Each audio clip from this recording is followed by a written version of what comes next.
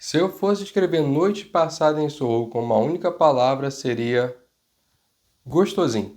Salut Clément, j'espère que vous allez bien.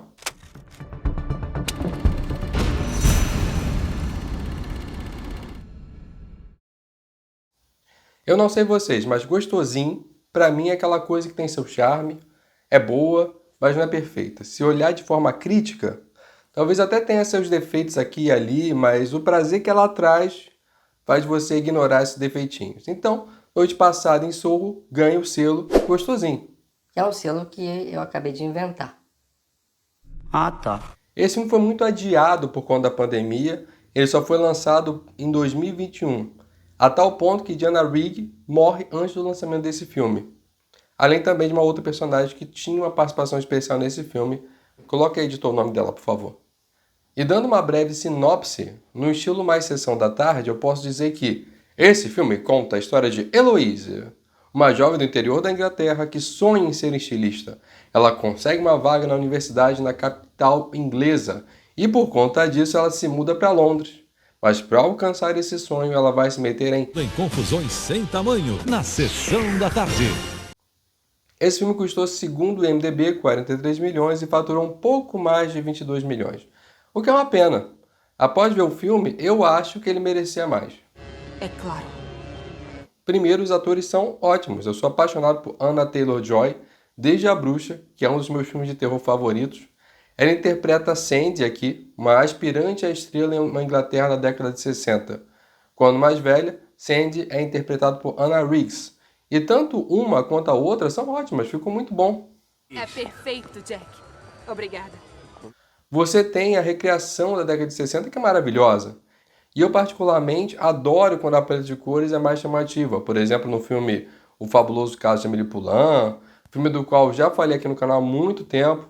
Tem também a paleta de cores em Aves de Rapina, mas como vocês podem perceber, ter uma paleta de cores vibrante não significa que o filme é bom. Aves de rapina que eu diga?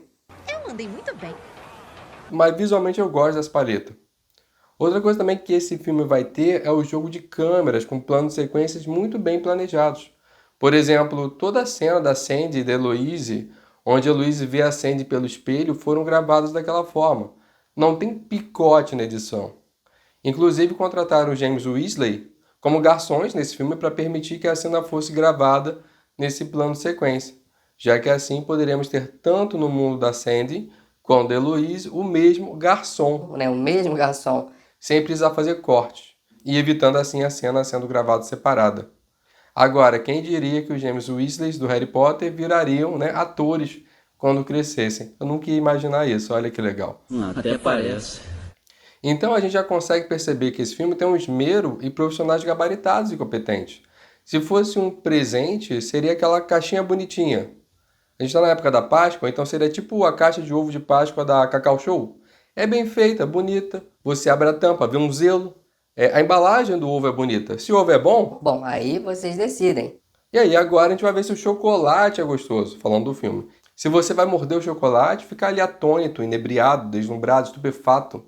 Se vocês viram os primeiros segundos do vídeo, já sabem que eu achei o filme... Gostosinho. Mas, caso você não lembre, editor, faz igual o Dorama e coloca aquele flashback daquilo que eu acabei de ver no início do capítulo. Obrigado. Se eu fosse escrever Noite Passada em Soho com uma única palavra, seria gostosinho. No início do filme a gente tem a Eloise, que mora no interior da Inglaterra, fascinada pela década de 60. Possivelmente a gente nem vai notar as várias referências. No início do filme já está lá, na porta do quarto dela, escrito Carnaby, que é uma rua da Inglaterra, na região de Soho. Essa rua era associada à modernidade. Ela coloca o cigarro na boca e atrás dela a gente já vê a referência, que é Audrey Hepburn. Inclusive, eu gostaria de trazer para o canal esses filmes mais antigos. Bonequinha de Luxo, por exemplo. Que o final do filme e do livro são diferentes. Se você quiser que eu fale de filmes antigos, mais antigos do que os antigos para mim, coloca aí nos comentários. E aproveita e deixa o like e se inscreve. Se inscreve se você gosta de análise de filmes sinceras. Para aqueles que viram o filme da semana passada, aqui no canal, você viu que a gente entrou em questões sensíveis, mas a ideia, ao falar de um filme, é olhar com atenção. Eu não vou me eximir das questões que ele traz, não de maneira proposital. E se você está chegando hoje, eu faria um top vídeos para você assistir e ver se você gosta desse meu tipo de análise. Sugeriria que você vá ver Nope, Esquina Marik, Túmulo dos Vagalumes, a saga Drink no Inferno, e até se você gosta de animação, vai lá assistir essa Galadinho, Mulan, Pequena Sereia. Eu espero que você goste e continue com a gente. Eu estou muito feliz por estar aqui. É. E eu feliz que tenha vindo. Voltando para a noite passada em Sorro, ainda falando positivamente, eu gosto quando o filme ele dá um gostinho de quero mais. Porque é a sensação que eu tive. No início do filme, a gente descobre que a mãe de Heloise tinha o mesmo sonho da filha, ser uma grande estilista de moda, e que também foi para Londres em busca desse sonho, mas ela acaba se matando. Eu sei o quanto você quer tudo isso. Ela também tinha esse sonho. Mas Londres não é como você imagina. Vó. E a gente não tem detalhes sobre isso. O diretor deixa isso de lado e foca na história, e eu gosto disso. Mas me dá vontade de saber mais. Afinal, a mãe de Heloise foi para Londres, deixou Heloise com a avó. Heloise tinha 7 anos naquela época. Mas qual a história toda? Deixou a menina com a avó e foi viver esse sonho? O pai de Heloise morreu também, não se sabe quem é. A mãe de Heloise foi para Londres fazer a mesma universidade ou foi só procurar emprego na área? Não sabemos. E esse filme tem um hábito de jogar migalhas para indicar o caminho que ele vai tomar. Um exemplo disso, e é claro, vão ter spoilers do filme, né, gente? É claro que vão ter spoilers aqui. Quando Heloise se muda para casa da senhora Alex, a senhorinha diz que pede 2 meses de depósito calção, porque acontece das meninas que alugam esse quarto fugirem no meio da noite. O que já faz a gente acreditar que outras pessoas passaram pelo que Heloise vai passar em seguida. A senhorinha diz que no verão é preciso tapar os ralos, porque sobe um cheiro horrível, o que depois a gente descobre que é por conta dos corpos escondidos naquele quarto. Então eu já fico no... E se? Será que a mãe de Heloise de fato se matou? Afinal, Heloise quase foi morta. E essa morte ia ser sido lida pela autópsia como suicídio. Então o diretor deixa muitas coisas abertas, mas não de uma maneira ruim. Ok, continua. Outra coisa que é deixada a entender é que a mãe de Louise sofria de algum transtorno psiquiátrico. Mas não se fala muito disso. E parece que essa conclusão é dada pelo fato dela ter se matado. Mas a certeza que a gente tem é que a mãe de Heloise não tinha o mesmo quadro de Heloise. Isso fica muito claro. Seja você interpretando que Heloise sofre de esquizofrenia, então ela vê coisas que não existem, seja você interpretando que ela vê de fato espíritos, nós sabemos que a mãe dela não passou por isso. E eu digo isso porque logo no início do filme, a avó dela diz que Heloise tem esse dom que a mãe dela não tinha. Talvez para sua mãe tenha sido demais. E ela não tinha o seu dom. O meu dom. E eu posso interpretar o seguinte, sua mãe não tinha nenhuma questão psiquiátrica e mesmo assim não aguentou o tranco e se matou. Logo para você, Heloise, isso pode ser muito mais perigoso devido à pressão que você vai sofrer. Ou eu posso interpretar que a sua mãe não tinha nenhum dom sobrenatural, não aguentou o tranco e se matou. Logo para você, Heloise, isso pode ser muito perigoso porque em uma cidade violenta, imagine quantos espíritos obsessores você vai se encontrar. São detalhes, mas que minha cabeça fica pensando, porque eu quero entender o filme. E eu vou te falar, eu me inclino muito na interpretação da esquizofrenia, mas eu vou explicar mais pra frente o porquê. O que eu tenho que fazer pra convencer vocês que eu não sou maluca? A avó ainda fala que tem medo que Heloise se sobrecarregue de novo. E a Heloise mente dizendo que tem muito tempo que ela não vê a mãe, mas ela tá ali vendo a mãe o tempo todo. O que já me lembra muito o filme Uma Mente Brilhante, que é um relato biográfico ficcional sobre John Forbes Nash Jr., que foi um matemático muito importante que sofria de esquizofrenia. E ele só consegue, no filme, lidar com isso quando ele para de interagir com esses personagens ilusórios. Mas isso não faz ele deixar de vê-los. E me parece muito ser esse o caso aqui. Essa interpretação ficou muito latente para mim no filme. Só que eu acho que não é isso por uma questão pessoal, que é importante a gente entender que a mãe do diretor do filme, do Edgar Wright, dizia ver fantasma, e o Edgar criança acreditava nisso, e ficava triste de nunca conseguir ver nenhum fantasma. Eu tenho uma tia que acredita nesses lances estranhos. Ele, em entrevista, diz que não duvida quando alguém diz que viu fantasma, então a interpretação do filme cabe mais que a Heloise está vendo fantasma, mas isso vai deixar alguns furos aí que eu vou explicando. A crença do diretor é que quando uma pessoa morre, ela deixa uma energia psíquica que pode ser captada por pessoas sensíveis. Sabendo disso, eu acredito que o diretor de fato vai defender que a Heloise, sim, ela vê espíritos. Mas o problema é que essa forma de analisar o filme vai deixar alguns furos que me incomodam. E daí, como eu sempre digo, eu tenho muita boa vontade do filme, eu me esforço para tapar esses buracos quando possível. E eu vou fazer isso aqui. Está bem, eu vou ajudá-la. E sendo assim, eu vejo 3 linhas de análise. Primeiro, Heloise sofre de esquizofrenia e tudo aquilo se passa na cabeça dela. O problema é que para essa análise eu preciso contar com fatos que não estão em tela. E tá, eu também não gosto disso. O segundo, Heloise vê espíritos e esses espíritos são resquícios energéticos de pessoas mortais. O problema é que nesse caso o diretor não conseguiu definir direito a mitologia sobre esse universo. Na minha opinião, e eu vou explicar o porquê daqui a pouco. O terceiro, eu já digo aqui que acaba sendo meu preferido, Heloise tem esquizofrenia sim, mas também vê espíritos. Tudo isso?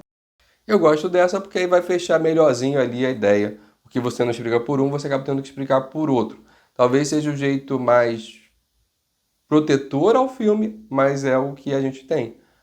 E acaba deixando em aberto aquilo que é para ficar em aberto no filme. Se alguém te diz, vi um fantasma, vai ter gente que vai acreditar e outra que vai mandar você procurar uma ajuda médica. Acredita em espíritos? Que pergunta mais boba.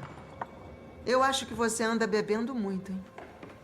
Então eu acabo ficando com essa terceira linha que deixa em aberto, que basicamente é o que o filme propõe. Voltando para a história, a Heloise está naquela vidinha pacata, consegue uma vaga em uma prestigiada universidade de moda na capital inglesa, se muda para lá e ali a gente já tem uma pegadinha bem satisfatória, porque a Heloise sofre bullying.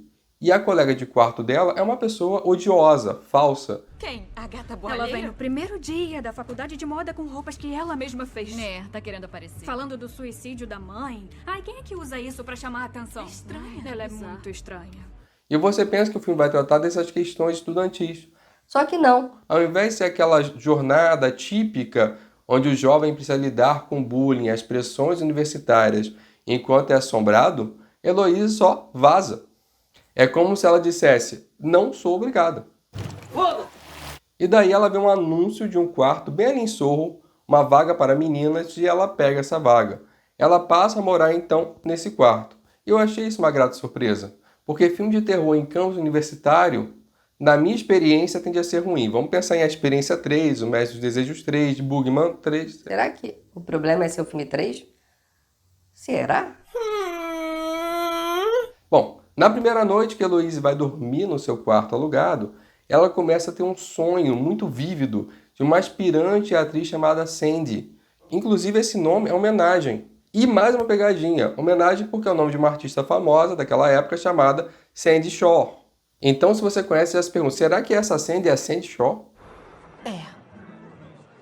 Até porque a Sandy ganhou um prêmio com a música Puppet on a String. E na segunda noite de sonho, Heloise vê uma mulher se apresentando. No escuro a gente acha que vai ser a Sandy, a personagem, a grande estrela, cantando Puppet on a String. Só que não, a Sandy não está sendo a estrela, ela é só uma das dançarinas dessa cantora. Mais uma pegadinha interessante e agradável. Obrigada.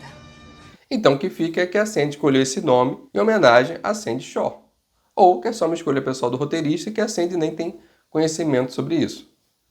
Na primeira noite, a Sandy conhece o Jack, que é um empresário, ou pelo menos ele se apresenta assim, eles desenvolvem um romance, fazem um amorzinho ali, e eu fiquei pensando se a Sandy não teria tido preocupação de uma gravidez, mas aí vem mais uma curiosidade. O anticoncepcional chega nas farmácias em 1960, então faz sentido isso não se tornar uma questão no filme.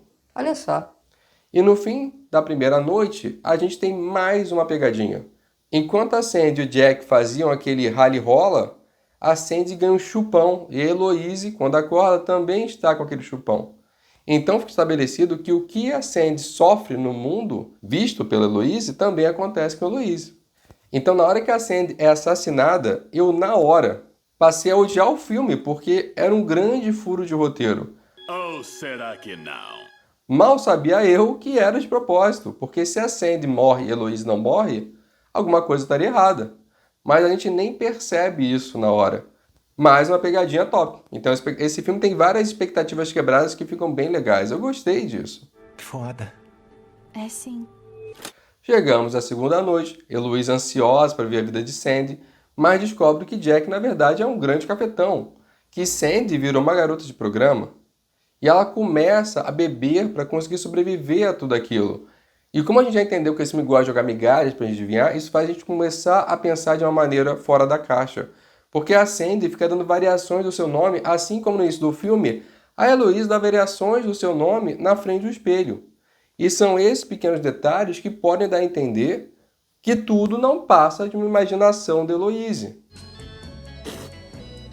Afinal, se ela já tem um quadro de esquizofrenia e de repente ela passa por toda aquela pressão do bullying, da tentativa de se adaptar àquela nova realidade, ela até encontra um emprego de meio período para poder pagar o aluguel, imagina o cansaço que ela estava passando. Eu só tô me sentindo sufocada. Londres é puxado. Soma-se isso ao fato de que ela é fascinada pela década de 60. E, finalmente, ela conseguiu morar em Sorro. Então, por que não poderia ser um quadro esquizofrênico? Eu gosto muito dessa leitura, mas o problema é que eu preciso fazer muitas suposições para defender isso. Por exemplo, quem garante que nos seus sonhos vívidos ela não está de fato saindo de casa e ali encontrou alguém que lhe deu o chupão? Por que não? Tem uma cena, e aí por isso que eu posso pensar assim, que ela está sendo atormentada pelos fantasmas e ela, cansada daquilo, tenta meter a tesoura em um fantasma. E quando ela percebe o fantasma, era uma colega de classe.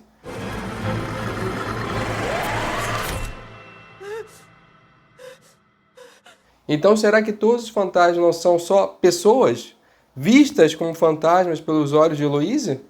Fico pensando nisso. Eu não tô acreditando nisso. Será que na convivência com a Alexandra Collins, que é o nome verdadeiro da Sandy, a Heloise não percebeu algo e por isso criou aquela história na cabeça dela daquele jeito? Será? Porque a foto da Sandy estava lá na sala da senhora Collins esse tempo todo. A Sandy se apresenta durante esses sonhos com Alex, Alexia Alexandra. Será que em nenhum momento até ali a Heloise não sabia o nome da senhora Collins, o primeiro nome? E além disso, se os fantasmas são resquícios energéticos daquelas pessoas que morreram, como pode esses fantasmas se afastarem tanto do lugar onde eles morreram? Eles aparecem na rua, eles aparecem na biblioteca. Não parece mais simples acreditar que são surtos de Heloise? Pra mim, sim. Só que, como eu disse, eu preciso preencher muitas lacunas, então eu vou dar outras opções aqui. E no final vocês decidem. Tá. Continuando o filme, o grande evento, que inclusive está no trailer, é que durante um dos sonhos, o cafetão, o Jack, mata Heloise. E no final, esse é o grande plot twist, a gente descobre que não, que foi Heloise quem matou o Jack. Assim como ela matou todos os outros homens que procuravam seus serviços. Todos os desgraçados que tocavam a minha campainha, que subiam pela escada, me mandaram pro inferno. Então, eu fiz o mesmo com eles. Esses homens mortos são os fantasmas que Heloise enxerga. Essa seria a ideia mais simples de análise, a mais óbvia, a primeira. E para defender essa ideia, a gente vai ter que acreditar que foi um dos fantasmas que deu o chupão na Heloise. Mas é isso. Que nojo. E sabe-se lá o que mais esses fantasmas fizeram com essa menina. Já que tudo que a Heloise experienciou no sonho teria consequências no corpo dela, né? Tudo que a Sandy passou e ela viu, ela a princípio também teria sofrido. E daí vem onde o filme me incomoda um pouco, porque você joga uma regra e depois meio que deixa pra lá. E várias passagens do filme são problemáticas nesse sentido, porque a Alexandra, no caso a Sandy, diz que ela imagina aqueles homens sem rosto, e por isso os fantasmas não teriam rostos. Aqueles rostos. Mas eles sumiam. Era assim. Transformava eles em nada. Ué, Mas não tem sentido pra mim, porque se aqueles fantasmas são reais em si, o que a gente está vivendo ali é a visão deles, a visão que eles têm da Sandy. E é até por isso que eles veem a Sandy morrendo, porque era o desejo mais pungente daqueles fantasmas, a motivação deles, que a Sandy fosse morta, meio que pagando por tudo que ela fez. Então, o que a Sandy pensava sobre os fantasmas não tem sentido na projeção astral, no resquício do que sobrou ali. porque ela tá viva. É engraçado. Tem um fundo de verdade. Ou seja, se a projeção vem da morte dos fantasmas, como a Sandy os via não é relevante. Não tem por que eles não terem rosto só porque a Sandy os imaginava assim. E aí que a gente chegaria a uma leitura meio que absurda do filme, onde os fantasmas são projeções da Sandy? Como assim? Ela projetou os fantasmas e eles querem se vingar? Não sei. E por esse caminho, pra mim isso é uma questão que fica meio inebriada do roteiro. Era melhor não ter falado nada sobre o rosto deles não serem visíveis. E isso é uma questão muito importante, tá? Quando você cria um filme que trabalha com o universo fantástico, é preciso definir as regras daquele universo. Acontece muito em filme de terror de você criar situações mais pela atmosfera, que vai gerar algo no espectador, do que por questões narrativas do filme em si. E aí fica meio jogado algumas coisas. As regras, pra mim, não foram bem estabelecidas nesse filme. Eu sei, mas é exatamente o que precisa. Precisa de algo radiante, mas não muito estruturado. Porque eu posso acreditar que esses fantasmas são sencientes, ou seja, eles têm consciência de si. Daí eu posso entender esse deslocamento deles aparecendo na biblioteca, nas ruas. Mas se eles não são, eu não entendo. Porque eu até consigo aceitar que eles assolem a Heloise em lugares e ambientes pelos quais eles já passaram. Por exemplo, nas ruas ou nos bares. Mas se eles são só resquícios no momento da sua morte, aí fica um pouquinho complicado aceitar isso.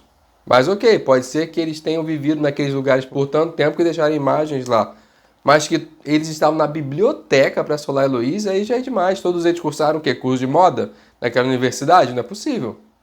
Pegando a metodologia que eu conheço do fantasma, no mínimo, a Heloise tinha que ter algum objeto consigo que fosse levado para cima e para baixo e que estivesse associado àquele assassinato, aqueles possíveis assassinatos, para que eles estivessem ligados àquele objeto. Seria a forma mais simples. Daí o que eu consigo fazer para defender o filme é juntar tudo. Heloise tem um dom paranormal, mas também tem uma potencial esquizofrenia. Os fantasmas existem, mas ela vai preenchendo lacunas com as histórias que ela vai ouvindo. Os fantasmas na biblioteca ou nas ruas são, para mim, mais um surto psicótico do que propriamente os fantasmas mesmo. Aí eu consigo defender um pouco melhor o filme. Legal! Mas eu acho que ele peca em não definir, ou até deixar em aberto, mas com as pontas bem amarradas.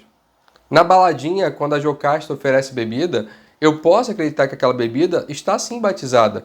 Eu trouxe pra vocês. Feliz Halloween, casalzinho. Isso catalisa o surto da Heloise e por aí vai. Essa leitura vai deixando meu coração mais leve do que tentar definir se é ou não. Eu acabo preferindo dizer, são os dois, pronto. Para deixar o filme funcionar e eu poder me divertir. É, mais ou menos.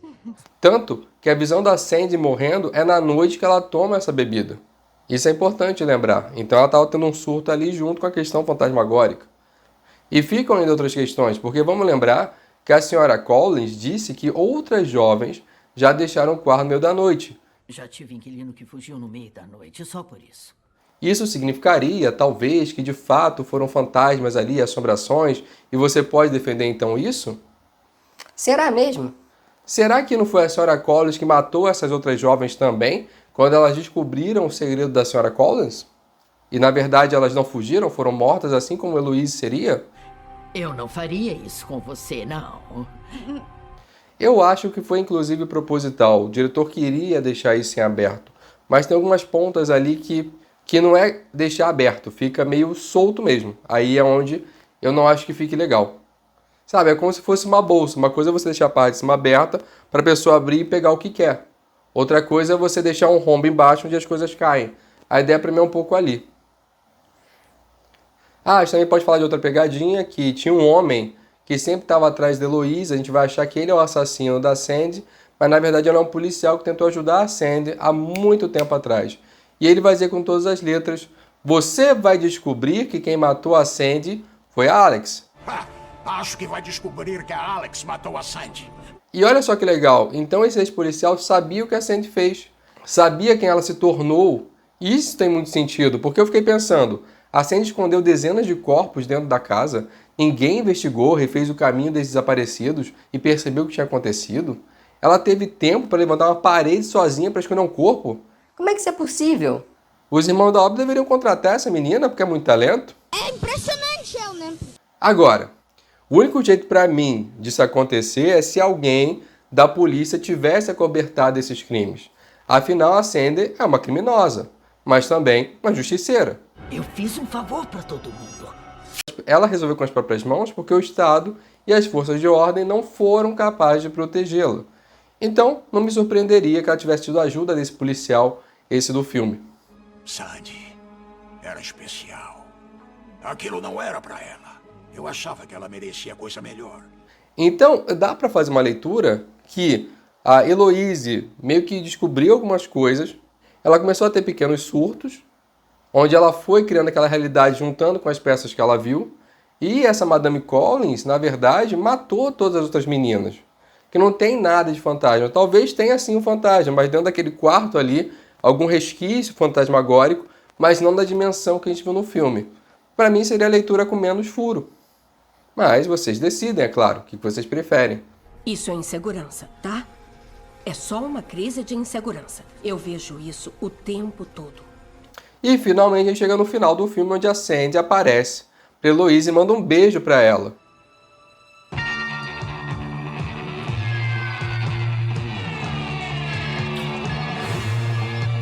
E daí eu pergunto, por quê? E é o que eu tô te falando, se o fantasma é o resquício da morte, o que tem a ver a Sandy aparecer ali?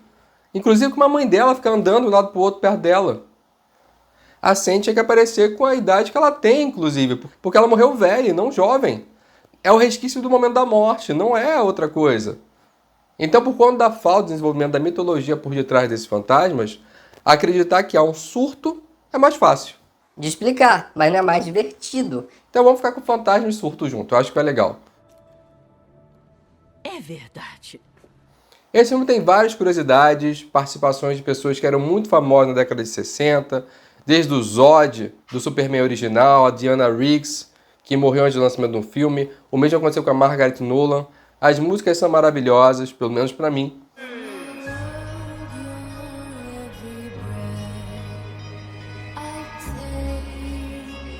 E eu fico triste que o filme não tenha dado mais dinheiro para os produtores, porque enquanto grande público, eu achei esse filme muito bom. Enquanto crítica especializada, eu já não achei tão bom assim por conta de tudo que eu falei. Mas ainda assim, é bom em vários quesitos. É, sim. Tudo era tão bem feito nessa época. E aí eu fui olhar agora a nota do Rotten e é exatamente isso que aconteceu. 90% de aprovação do grande público e 75% da crítica especializada. Então eu realmente acho que a pandemia atrapalhou muito esse filme. Mas diz o que vocês acham. Vocês gostaram desse filme? São fantasmas? É uma questão de surto? Coloque aí nos comentários. E que outros filmes vocês gostariam de ver aqui no canal? Se inscreve, quem sabe a gente chega a 10 mil seguidores ao fim do ano. É uma meta, quem sabe seria fantástico se isso acontecesse. E eu tento colocar vídeo todas as semanas, nem sempre eu consigo por conta do trabalho, mas eu faço o meu melhor. E é isso por hoje. Merci bien, à la prochaine.